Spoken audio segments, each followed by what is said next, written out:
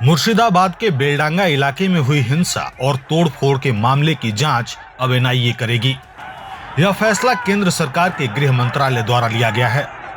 आपको बता दें कि यह पूरा मामला तब सामने आया जब झारखंड में काम कर रहे प्रवासी मजदूर अलाउद्दीन शेख की मौत की खबर बेलडांगा पहुंची। खबर फैलते ही इलाके में गुस्सा भड़क गया और हालात तेजी से बिगड़ते चले गए। लोगों ने सड़कों पर उतरकर जाम लगा दिया। नेशनल हाईवे 34 को पूरी तरह से बंद कर दिया गया और रेल लाइन पर भी आवाजाही रोक दी गई। कई जगहों पर पथराव हुआ और कुछ पत्रकारों के साथ मारपीट की शिकायतें भी सामने आई। शुरुआत में इस पूरे मामले की जांच स्टेट पुलिस कर रही थी। पुलिस अब तक इस हिंसा से जुड़े 36 लोगों को गिरफ्तार भी कर चुकी है, लेकिन अब यह पूरा मामला स्टेट पुलिस से हटाकर एनआईए को सौंप दिया गया है। इस फैसले पर केंद्रीय मंत्री और पश्चिम बंगाल बीजेपी अध्यक्ष सुकांत मजूमदार ने संतोष जताया। उन्होंने कहा कि बेलडांगा में जिस तरह से हिंसा और तोड़फोड़ हुई, उससे साफ लगता है कि यह सब अचानक नहीं हुआ, बल्कि इसके पीछे कोई बड़ी साजिश हो सकती है। उनके मुताबिक एनआईए इस मामले की बेहतर और निष्पक्ष जांच कर पाएगी।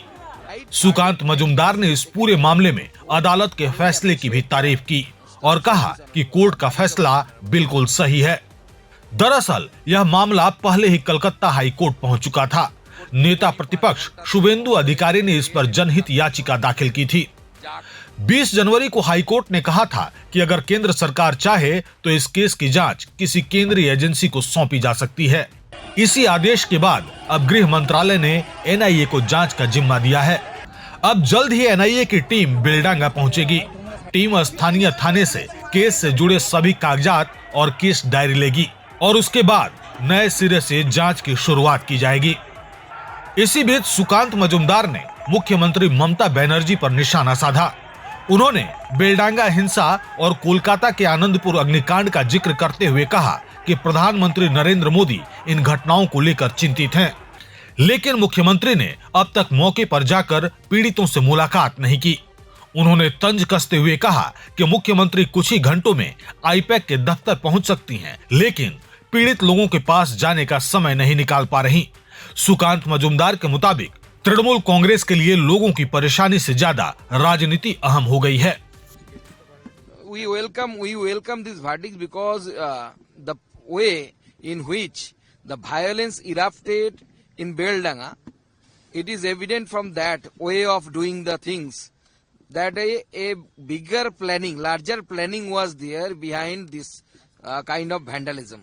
So NIA will be able to investigate that because it is above the capacity and the jurisdiction of the police, state police. So right verdict, rightly decision taken by the honorable court, and we appreciate the stance of this verdict of this honorable court. PM Modi will give 2 lakh rupees on Anandapur case. No, we are thankful to Narendra Modi ji because he is the Prime Minister of the country, and after being the Prime Minister, he is concerned about the victim of the Anandapur accident. But our CM, she does not have the time to visit Anandapur. So this is the mindset of Mamata Banerjee's government, and Mamata Banerjee visited the IPAC office within few hours. So politics is the larger issue to TMC than the people. So they are also debarring us from visiting that area. We also want to visit. Our LOP tried. We also want to visit other leadership of the BJP, but police is debarring us. No, so that is the point, na. She is busy in doing the politics. She is insensitive. Her government is insensitive, and she is not concerned at all about the well-being of the people of the state.